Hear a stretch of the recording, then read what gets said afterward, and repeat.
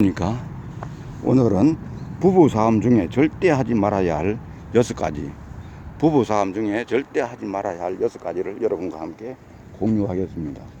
우리가 부부싸움도 하지 않을 수는 없지만 하더라도 금기사항은 반드시 지켜서 그게 어떻게 보면 더 화근이 되는 이런 일들은 없어야 되지 않느냐 해서 우리가 자칫하면은 어떻게 보면은 그 금기사항을 준수하지 못해서 별것 아닌 걸로 해서 다툼이 크게 일어나고 서로 오해가 오래 가는 이런 경우가 있는데, 꼭 잘 말하면은 지켜서 여러분 도움되기 바라겠습니다.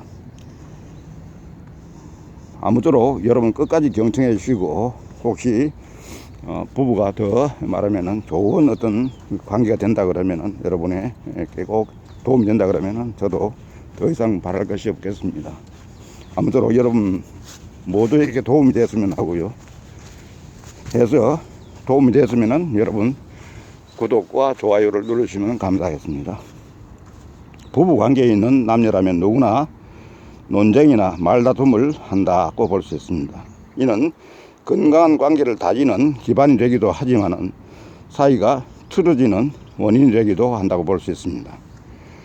부부의 날 5월 21일을 이미 지나갔지만은, 그럴 때 왜 부부의 날이 있겠습니까? 특별히 부부 관계를 한 번 더 돌아보고 더 반성하고 더 좋은 관계를 유지하라는 그런 의미로 우리가 그런 날이 있을 것 아닙니까? 그래서 우리가 한번 또 스스로 돌아보면서 나 자신부터 잘 하고 있는지, 고칠 점은 없는지, 이런 것을 우리가 생각하면은 더 좋은 그런 관계가 되지 않겠는가 하는 생각으로 여러분과 함께 보도록 하겠습니다. 제일 먼저 금기사항으로서는 과거 실수 들추기입니다. 부부싸움을 할 때 비겁한 말이나 행동으로 상대방을 공격하거나 모욕하는 사람들이 있는데, 함께 보낸 세월이 긴 부부일수록 상대방이 어떤 부분에 민감한지, 무엇 때문에 쉽게 상처받는지 잘 알고 있습니다. 만약 이런 부분을 의도적으로 건드리고 있다면 둘의 관계에 적신호가 켜졌다는 그런 의미로 봐도 되겠습니다. 현재 다투고 있는 논쟁과 관련이 없는 일을 들춰 상대방에게 죄책감을 주기도 하는데, 임상 심리학자 지나 델루카에 의하면 이런 사람들은 상대방에게 상처를 주고 결국 본인 스스로 나중에 후회하는 패턴을 보인다고 합니다. 본인의 마음에도 상처가 되는 만큼 상대를 존중하고 논쟁 중인 이슈에만 집중하려는 노력이 필요하다는 것입니다. 논쟁에 집중하라 하는 얘기입니다. 그 사안에 대해서만 집중하라는 게 매우 중요합니다. 그런 걸 못 치고 자꾸 하다 보면은 확대 재생산되는 이런 경우는 그걸 벗어나는 경우다. 반드시 규칙을 지켜야 한다는 것입니다. 둘째는 논쟁 중에 자리뜨기입니다. 논쟁 도중 중간에 자리를 피해버리는 사람들이 있는데, 문제가 해결되지 않은 상태에서 자리를 뜨면은 둘 사이에 오해가 풀리지 않고 쌓일 위험이 있다, 이래 볼 수 있습니다. 또 혼자 남겨진 상대방은 혼란과 외로움 등의 감정을 느낄 수가 있게 됩니다. 가족 상담사 에이미 베이글에 의하면 일반적으로 남성이 자리를 많이 뜨는데, 이는 자신이 분노를 표출할까 두려워서 혹은 상황을 감당하기 어려워서 일어나는 경우가 많다고 합니다. 하지만은 상대방에게는 수동 공격이 될 수가 있다는 점에서 상황을 악화시킬 수 있다고 봅니다.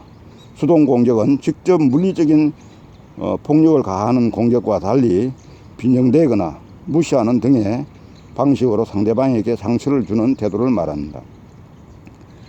상대와의 논쟁을 벌이는 순간이 버거워 휴식이 필요하다 하면은 논쟁을 중단해도 좋은데, 하지만은 무작정 자리를 떠나서는 안 된다고 합니다.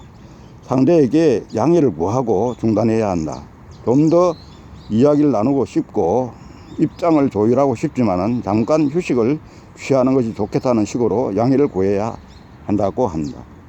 그 다음에는 빨리 결론 지으려는 태도, 이것도 문제가 있습니다. 상황을 아무리 마무리 지어야 한다고는 그런 압박감 때문에 아직 충분한 대화가 이루어지지 않았는데도 불구하고 상황을 종결하는 사람들이 있습니다. 하지만은 성급하게 의견 합치를 내리거나 결론을 지으면은 감정적으로 대응할 위험이 있습니다. 화가 난 상태에서는 합리적이고 논리적인 판단을 내리기가 어렵기 때문입니다. 마음을 안정시키는 시간을 갖고 좀 더 심리적인 여유가 생겼을 때 의견을 조율하고 결론을 내리는 편이 보다 바람직하다고 이렇게 권고를 합니다. 그리고 내가 이겨야 한다는 생각, 이것도 버려야 됩니다. 부부 사이의 논쟁은 둘 중 한 명이 이기고 지는 그런 경쟁이 아니라고 하는 사실입니다. 논쟁이 뜨겁더라도 누가 옳고 그른지 평가 내리기보다 상대의 입장을 다를 수 있다, 그런 다를 수 있음을 존중하는 것입니다. 이때는 틀리다 맞다가 아니라 나하고 생각이 다를 수 있는 것에 대해서 우리가 얼마나 존중하고 수용하느냐 하는 것이 매우 중요한 태도입니다. 상대방의 의견에 무조건 맞춰줘야 한다는 그런 의미가 아닙니다. 상대를 이해하기 어려울 때도 있다. 그럴 때는 서로 다를 수 있음을 인정하고 서로의 관점을 반영해 타협점을 찾으려는 노력이 필요하다고 볼 수 있습니다. 그리고 문자 메시지로 해결하기, 이것도 우리가 피해야 할 그런 사항입니다.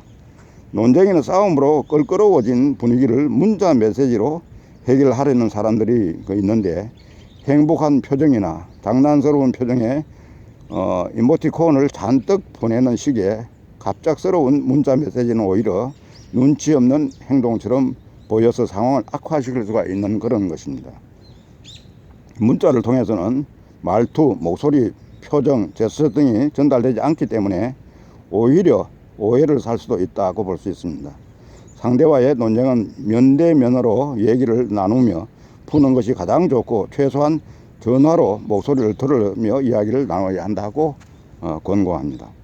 마지막으로 자신의 의도를 설명하기입니다. 이것도 우리가 피해야 할 그런 것 중에 하나는 항목입니다.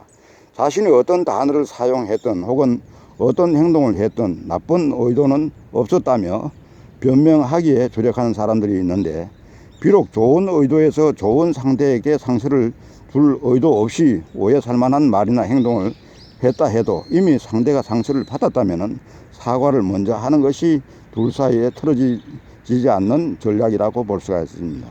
그 다음 차분하게 자신의 의도를 설명하도록 하는 것입니다. 상대는 나의 숨은 의도보다 겉으로 드러나는 말과 행동에 보다 민감할 수 있다는 점을 항상 기억해야 할 것입니다. 그래서 여러분들이 우리가 앞으로 건강 백세 시대에 좋은 부부관계로 오랫동안 우리가 부부가 해로하면 좋겠다 하는 이런 생각이 들어서 오늘은 부부싸움 중 절대 하지 말아야 할 6가지를 여러분과 함께 공유했습니다. 아무쪼록 여러분 부부생활에 도움이 되었으면 하고요.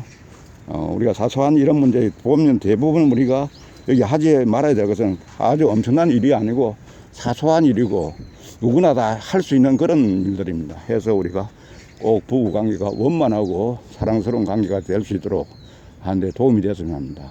내용이 좋으면 구독과 좋아요를 눌러주시면 감사하겠습니다. 감사합니다.